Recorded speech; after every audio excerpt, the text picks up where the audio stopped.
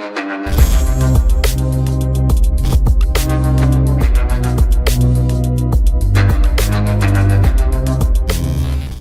वालेकुम गाइज़, कैसे हैं आप? उम्मीद करता हूं कि आप सब खैरियत से होंगे, खुश होंगे और हमारी दुआ है कि आप हमेशा खुश रहें, हंसते और मुस्कुराते रहें। मेरा नाम है रहमान अनवर और मैं हूं मोहम्मद सईद और मैं हूं ज़फ़र इकबाल।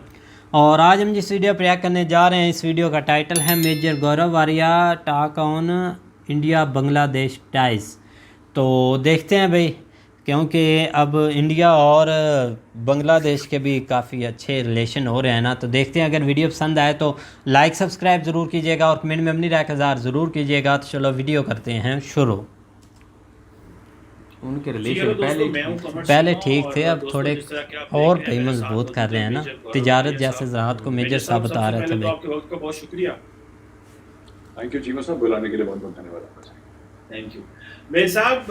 मैं देख रहा था कि एक बहुत बड़ी डेवलपमेंट हुई है और वो ये है कि प्राइम मिनिस्टर शेख हसीना जो हैं वो भारत के दौरे पे हैं और बड़ा इंडिया जो है वो बड़ा सखी हुआ है। बड़े लोन्स, कंसेशनल लोन्स बांग्लादेश को मिल रहे हैं। हाँ, वही बता रहा था ना मैं समझ भाई। रहा था कि इंडिया जो है, इंडिया बांग्लादेश जब भी मिलते हैं, बात करते हैं, तो ऑलवेज वो 1971 जो है that is on the mind. और आज भी मैं देख रहा था प्राइम मिनिस्टर मोदी जो है वो कह रहे थे शेख हसीना को कि हमें वो जो 1971 वाली फोर्सेस हैं उनको फॉलो करना है या उनका पीछा करना है या वो माइंडसेट को देखना है। तो एक तरफ तो मेरे ज़हन में आया शायद पाकिस्तान की तो बात हो रही है, लेकिन शायद मेरे ज़हन में आया कि वो जो मजहबी ताकतें उस वक्त बांग्लादेश में थी, ये उनकी बात भी प्राइम मिनिस्टर मोदी कर रहे थे। जमात इस्लामी वगैरह जो उस वक्त जिन्होंने पाकिस्तान फौज के साथ मिलकर वो किया था। तो how do you see Sheikh Hasina का जो ट्रिप है, इसको आप कैसे देखते हैं? और ये जो कंसेशनल लोन्स वगैरह मिले हैं, ये चाइना का खौफ है या कि आप समझते हैं कि मुझे तो ऐसे भी लग रहा है कि इंडिया की जो चाइना पॉलिसी है वो बांग्लादेश में पहुंच गई है। सो आप कैसे देखते हैं? चीमा साहब, ऐसा है कि दो तीन बातें आपने पूछी तो मैं एक तरीके से जवाब देता हूँ। ये आपने जमात इस्लामी वाली बात करी, बिल्कुल ठीक है। और जहाँ तक भारत का सवाल है, जमात इस्लामी आज भी एक्टिव है वहाँ पे। जो ब्लॉगर्स को मारना काटना बीच में चला था वो बहुत, क्योंकि बंगाली पीपल आर स्लाइटली काफ़ी कल्चरली साउंड हैं, आर्टिस्टिक लोग होते हैं, इंटेलेक्चुअल लोग होते हैं ज़्यादातर बंगालीज। ऐसी रेपुटेशन है उनकी भारत में और even in Bangladesh. They are culturally evolved people. तो जब 1 यूनिट प्लान की बात हुई थी तो बोला था कि साहब उर्दू नाफिज करी जाएगी और उर्दू सब लोग बोलेंगे। अब उर्दू तो नई नई बनी है, ज़बान पुरानी नहीं है। बंगाली जो है वो, बांग्ला जो है वो करीब 1500 साल पुरानी है ज़बान। तो उसलिए थोड़ा सा वो फ्रिक्शन हुआ। फिर आपको पता है ढाका यूनिवर्सिटी में किस तरीके से वो फायरिंग हुई, स्टूडेंट्स मारे गए। रिटेलिएशन में बिहारी वहाँ के जो थे, वहाँ पे सेटल थे, वो 300 परिवार करीब मारे गए। फिर ऑपरेशन सर्चलाइट, ये जो एक बैकग्राउंड है चीमा साहब ऑपरेशन सर्चलाइट का, जनरल टिक्का खान वाला, जिसमें बहुत बड़ा हाथ था लोकल बंगालीज को, इंटेलेक्चुअल्स को आइडेंटिफाई करने का, और जमात इस्लामी का था। पाकिस्तानी फोर्सेस तो कई बाहर से आई थी। जनरल टिक्का खान तो उनको नॉलेज थी पूरी बांग्लादेश के बारे में। ऐसी नहीं कि पाकिस्तानी आर्मी को नॉलेज नहीं थी, लेकिन क्या है कि लोकल नॉलेज भी होती, गली मोहल्ले वाली नॉलेज, वो किसी फौज को नहीं होती। वो किसी भी फौज को नहीं होती। अमेरिकन आर्मी हो, इंडियन आर्मी हो, पाकिस्तानी, चाइनीज, किसी को गली मोहल्ले वाली नॉलेज नहीं होती। वो तो या तो पुलिस वाले को होगी या जिस गली मोहल्ले में रहेगा उसको। हाँ, सही बात। So that is how Jamaat Islami led the slaughter of Bengalis, जो कि हमदुर कमीशन की रिपोर्ट में भी उसका एक मेंशन है, जो पाकिस्तान के जस्टिस थे हमदुर साहब, तो उनका ये है। तो ये मुझे भी ऐसा लगता है, मेरा भी एनालिसिस वही है चीमा साहब जो आपका है। दूसरी बात जो आप बात कर रहे हैं कंसेशनल लोन जो $9.5 अरब के लिए, वो बात सही है। एक्चुअली क्या है ना, मैं आपको बताता हूँ कि बांग्लादेश हमारा एक ट्रेडिंग पार्टनर भी है और इस पूरे खित्ते में बांग्लादेश का सबसे बड़ा ट्रेडिंग पार्टनर इंडिया है। करीब 16 से लेकर $18 अरब का एनुअल ट्रेड है। अगर अमेरिका दे सकता है तो इंडिया भी भाई दे सकता है। तो भाई आप $1 अरब डॉलर के लिए तड़प रहे हैं, तो उधर $9.5 अरब आईटी में, स्पेस में, एटॉमिक एनर्जी में काफी हद तक बोला है कि हम लोग आपस में कोऑपरेशन करेंगे। जो वाटर रिवर शेयरिंग की बात है, उधर IMF से चाहे वाटर डिस्प्यूट था, बाउंड्री डिस्प्यूट, आप उधर ना ही जाए तो बेहतर है। वो मोदी साहब ने अपने पहले टर्म में बिल्कुल रफा दफा करके लेन देन करके जमीन का वो पक्का 71 वाला ये सब फैन चीजें भाई। हो गई हैं। जहां तक चाइना की बात है चीमा साहब, एक बड़ी इंटरेस्टिंग बात मैं आपको बोलूंगा और आपको थोड़ी सी अटपटी भी लगेगी, थोड़ी सी अजीब भी लगेगी, बोले बोले कि कुछ लोगों का मानना है कि American power is on the way. American power जो था अब वो नहीं है। हम ये नहीं कह रहे कि अमेरिका सुपर पावर नहीं है और कई सालों तक नहीं रहेगा, ऐसी बिल्कुल बात नहीं है। अमेरिका सुपर पावर है, फाइनेंशियल सुपर पावर है, मिलिट्री सुपर पावर है, इकोनॉमिक सुपर पावर है, इसमें कोई शक नहीं है। और उससे बड़ा कोई सुपर पावर नहीं है, ये भी कोई शक नहीं है। लेकिन जो अमेरिका की 10 साल पहले जो हैसियत थी वो आज नहीं है। और कई लोग हिंदुस्तान में वो मानते हैं कि इन फ्यूचर 20-25 साल के बाद जो दुनिया में जो जिसको कहते हैं कि वर्चस्व की लड़ाई होगी, सुजरेनिटी की लड़ाई होगी, जो पावर की लड़ाई होगी, that will be between India and China, two of the oldest civilisations on earth, इनके बीच में लड़ाई होगी। और आज की तारीख में China has more money than India. On paper China's military is stronger than India, इसमें कोई शक की बात नहीं है। लेकिन चाइनीज इकोनॉमी को मार पड़ रही है बहुत बुरी तरीके से, पड़ रही है, कोई शक नहीं है। It is undergoing, it is taking a beating चीज़। और दूसरी चीज ये है कि इंडिया भी अपना इन्फ्लुएंस स्प्रेड कर रहा है। एंड हमारे साथ तो लिंग्विस्टिक टाइज हैं, कल्चरल टाइज है बंगालियों के साथ, चाइनीज के साथ तो कुछ है नहीं। चाइना की ठीक है, चाइना के साथ सिर्फ एक चीज है, चाइना चेकबुक लेकर आएगा, इसके अलावा चाइना का कोई लेना देना नहीं है। It has only chequebook diplomacy, इसके अलावा चाइना का कुछ नहीं है। With any country on earth they have no cultural ties. ह्यूमन सांग आया था इंडिया हजारों साल पहले, वो एक ही गाना गाते रहते हैं कि ह्यूमन सांग आया था और कौन आया था कौन नहीं गया था, वो जो भी है। लेकिन ऐसी कोई कल्चरल टाइज नहीं है हमारी चाइना के साथ, जो बड़ी स्ट्रॉन्ग कल्चरल टाइज है। मैं आपको एक और बात बता दूं, केरला साहब भी मस्त हो गए सुनते हैं। who went Kalaripayattu is a martial arts of Kerala, आप गूगल में देख सकते हैं। जो चाइनीज मार्शल आर्ट्स है ना, Kalaripayattu is the father of Chinese martial arts. वाह, Please Google it and read articles by Chinese scholars.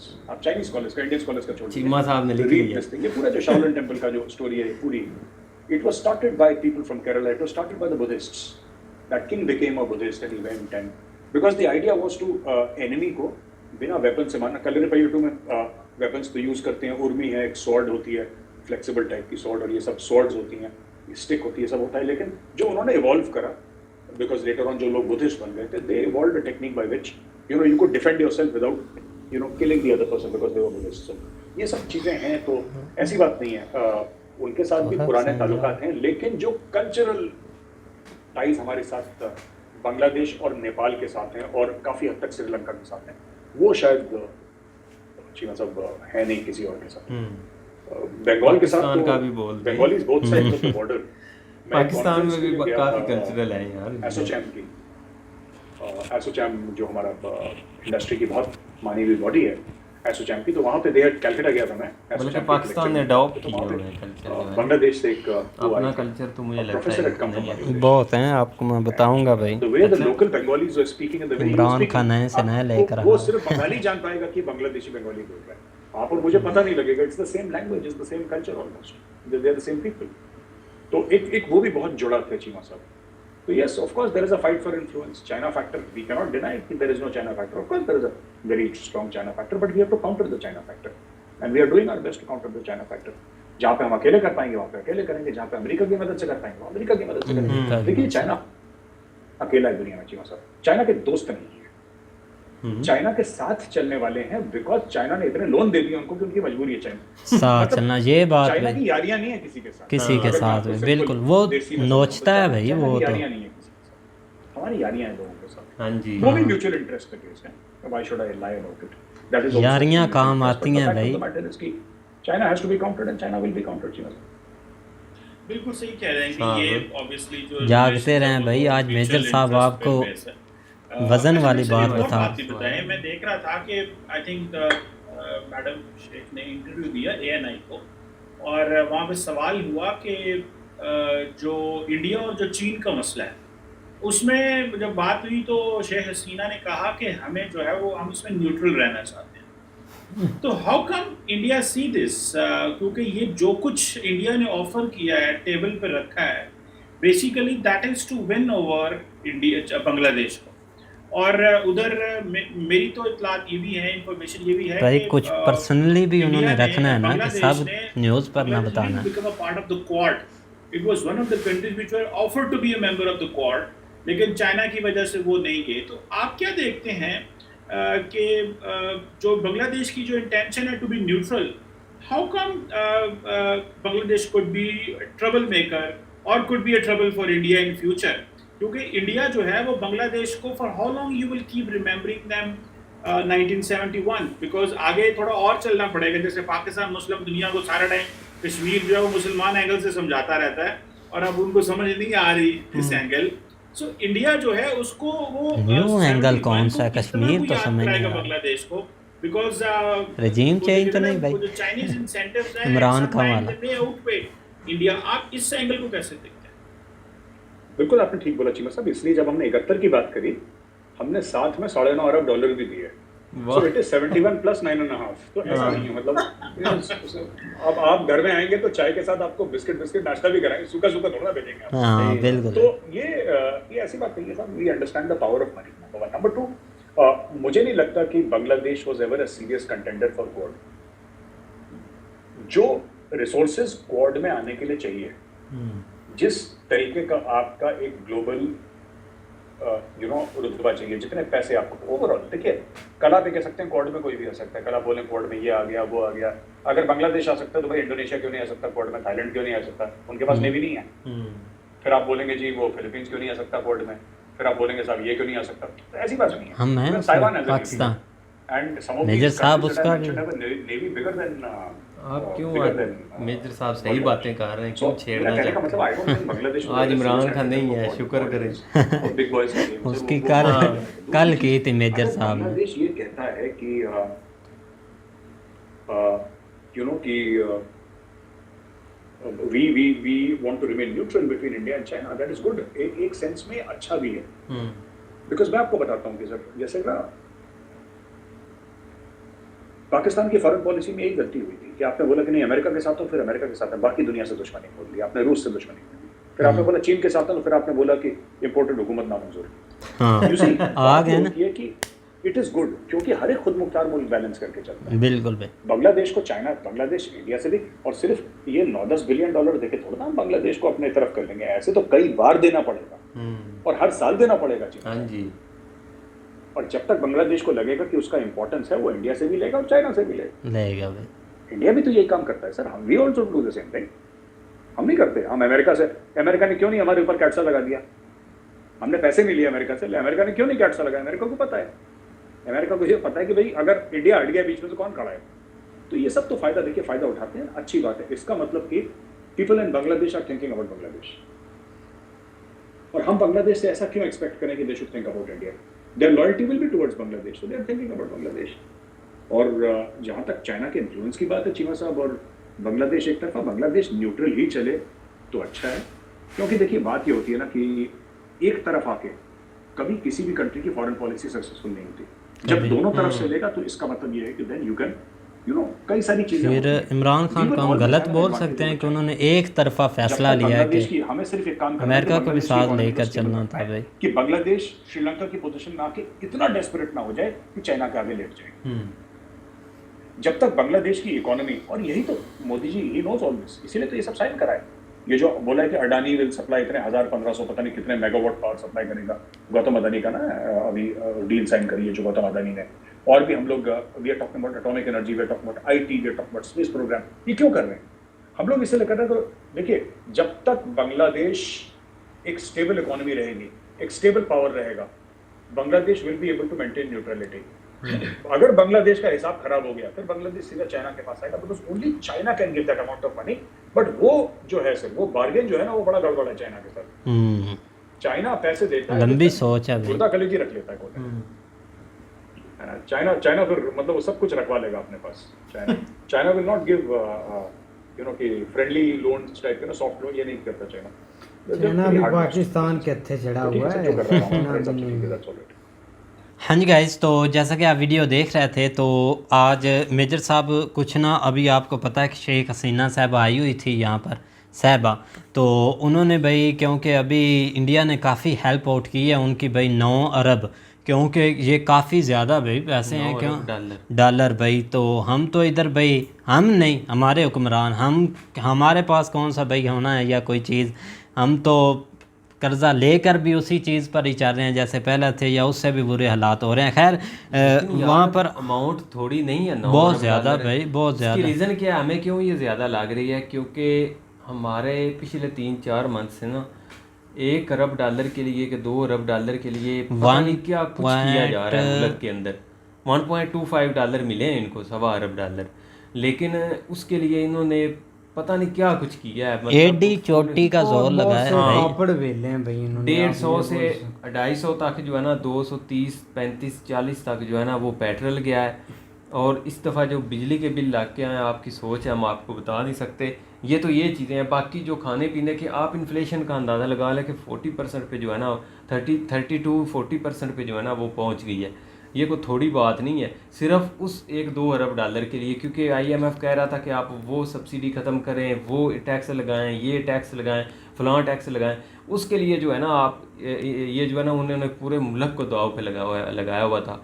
लेकिन ये एक बहुत कमाल की चीज़ हुई है, और एक आप कह लें कि ये, मैं नहीं कहता कितनी बड़ी कुर्बानी को देता है। मुझे लगता है कि बांग्लादेश को फुली तरीके से इंडिया ने बचाया है। बिल्कुल, हर तरीके से भाई, बिल्कुल इंडिया बहुत हेल्प किया है। अगर एक दफ़ा बांग्लादेश चला जाता ना IMF के पास, गया तो खैर वो है, ऑफर उन्होंने मतलब रिजेक्ट कर दिया आई थिंक, चलो वो आगे का जो है ना, लेकिन ये कि गया है और उधर जो भी है, लेकिन आप वो अगर वहाँ से बच गया है ना, तो वो आप पूरी जो है ना वो सारी, क्योंकि एक दफ़ा अगर वो अपने कंट्रोल में ले लेते ना IMF वाले, तो फिर जान छूटना जो है ना वो बहुत मुश्किल थी।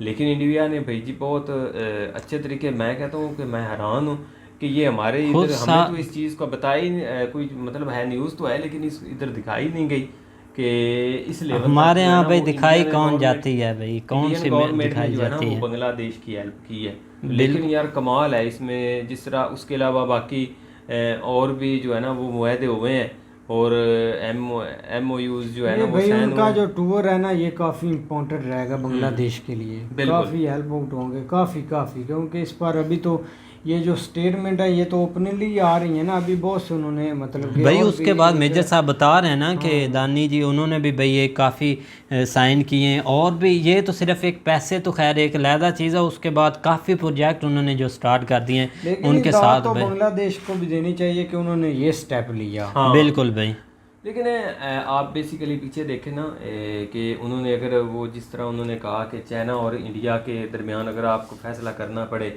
तो आप कौन सा ऑप्शन चूज़ करेंगे, तो उन्होंने कहा कि हम न्यूट्रल रहेंगे। तो ये भी एक अच्छी पॉलिसी है। अगर हम असल में ना जहाँ फॉरेन पॉलिसी की बात आती है ना, तो फिर सबको साथ लेके चलना पड़ता। आप लाइक डिसलाइक को जो है ना वो दरमियान में नहीं लाते। पर्सनली ह्यूमन जो है ना वो पर्सनली आपके व्यूज़ हो सकते हैं लाइक डिसलाइक के, लेकिन एज ए कंट्री जो है ना वो आप कभी भी लाइक डिसलाइक को सामने लेके नहीं है, क्योंकि हर मुल्क के साथ आपको चलना पड़ता है। जब तक आप हर मुल्क के साथ नहीं चलेंगे, क्योंकि हर मुल्क किसी ना किसी तरीके से जो है ना वो आपका सपोर्टिंग है या आप उनके सपोर्टर हैं, सपोर्टिंग है, तो इस लिहाज से जो है ना वो एक सर्कल चलता है। तो ये जो एकदम जो है ना वो आप हाई लेवल पे लाउडली जब बोलना शुरू कर देते हैं कि ये भाई जी हम कोई आपके ग़ुलाम हैं या हम आपकी बात क्यों माने, हम ये चाहते हैं, रशिया ये है, फलां ये है, तो इस तरह की चीज़ें जो है ना ये कंट्री के लिए या एक मुल्क के लिए जो है ना वो बेहतर नहीं होती। वो आप अपने पर्सनल व्यूज़ जो है ना वो दे रहे हैं, लेकिन वो आप अपने लिए दे रहे हैं जो कुछ दे रहे हैं, लेकिन मुल्क का उसको जो है ना कोई तल्लक नहीं होता। बिल्कुल तो इस लिहाज से जो है ना उन्होंने एक अच्छा बयान दिया इसमें, जिसकी वजह से अभी हम इस जगह पर आ पहुँचे हैं ना कि भाई जो ये इन हुक्मरानों की नाअहली है कि भाई जो बोलते हैं कि हम कोई ग़ुलाम हैं या कुछ हैं, क्योंकि एक तरफ़ा ये होना चाहते हैं कि वहाँ से हटकर, क्योंकि भाई आप देख लें कि जो 50-60 साल से अमेरिका हेल्प कर रहा है पाकिस्तान की, अब एक दम से आप उनको आप छोड़कर एक दूसरी तरफ जा रहे हैं जिनके साथ उनकी दुश्मनी चल रही है, तो वो क्या इस चीज़ को एक्सेप्ट करेंगे? कभी नहीं भाई। उनके पास बहुत तरीके हैं, वो आपको दबा सकते हैं कि जैसा भाई ने बताया कि अगर बांग्लादेश अब चढ़ जाता उनके हाथ तो वो उन्होंने निचोड़ना था, पता नहीं क्या क्या करना था। IMF को कंट्रोल वो कर रहे हैं, और वो कंट्रोल कर रहे हैं। जब पाकिस्तान ये हरकत करेगा तो उनको भी कंट्रोल करना आता है। अब देख लें कि भाई डॉलर कहाँ पहुंच गया, महंगाई कहाँ पहुंच गई। अगर थोड़ा सा भाई वो हाथ हौला कर दे अमेरिका तो यहाँ सब कुछ ओके हो जाएगा। जैसे अभी उन्होंने थोड़ा किया भी है, 450 मिलियन डॉलर F-60 उन्होंने दिए हैं भाई, ठीक है ना, अनाउंस किया तो खैर आ भी जाएगा, जैसा कि कर्जा आया है हर चीज़ के लिहाज से। अब ये है कि भाई वो कुछ करना चाहे तो वो कर सकते हैं। और एक और मेजर साहब की बहुत अच्छी बात लगी है कि उन्होंने बोला कि ये जो अमेरिका वाली उन्होंने भाई बात बताई ना कि ये सुपर पावर हैं, ये वो ये अब नहीं चलने वाले भाई। अब कुछ और भी कंट्रियां आगे आ रही हैं, जैसे भाई इंडिया है। इंडिया इस वक्त उनकी इकनॉमिक भाई काफ़ी मजबूत हो रही है भाई। तो बहुत अच्छी भाई बात है। तो वीडियो भी काफ़ी अच्छी थी। और नेक्स्ट ये है कि भाई पार्ट 2 ज़रूर बनाएंगे, क्योंकि वीडियो काफ़ी लंबी थी तो पार्ट 2 बना देंगे। तो उम्मीद करते हैं कि गाइज़ आपको वीडियो पसंद आएगी। अगर पसंद आए तो लाइक सब्सक्राइब ज़रूर कीजिएगा और कमेंट में अपनी राय का इज़हार ज़रूर कीजिएगा। अल्लाह हाफिज़।